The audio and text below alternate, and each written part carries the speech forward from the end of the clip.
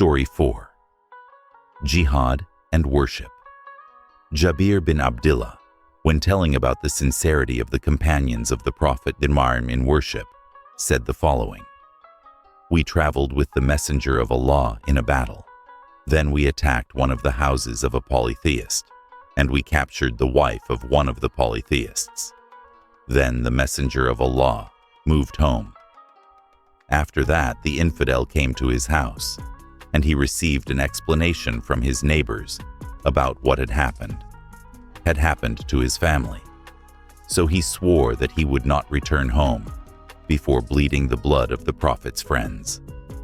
When the Messenger of Allah arrived at a road, he went down into one of the valleys and then said, 'Who are the two people who will be on guard tonight, so that we are not ambushed by the enemy?' A man from the Ansar and a man from the Muhajirin said, 'We will both be on guard tonight, O Messenger of Allah.' The two of them walked to the top of the valley without being accompanied by troops. A friend from among the Muhajirin said to a friend from the Ansar, 'Are you ready to guard at the beginning of the night, so that I will guard at the end of the night? Or do you want to guard at the end of the night, while I guard at the beginning of the night?' A friend from among the Muhajirin said, 'Please guard at the beginning of the night, so that I will guard at the end of the night.' So the friends of the Muhajirin slept, while the friends of the Ansar watched over the night. He also filled his time with evening prayers and reading a surah from the Quran. And when he was solemnly reading the Quran, a man came from the woman who had been held captive.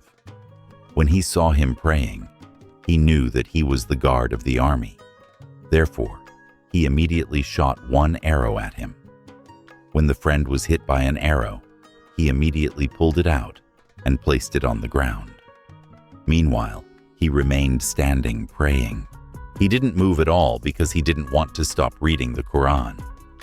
Then the infidel shot another arrow, and the friend took it out again and put it on the ground, while he continued to stand, solemnly reading the letter he was reading in his prayer.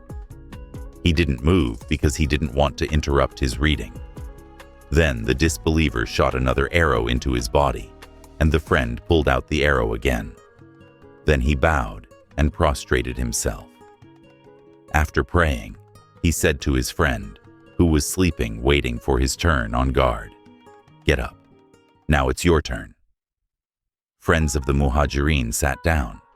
That's when the infidels came, and when he saw two friends standing guard, he ran away.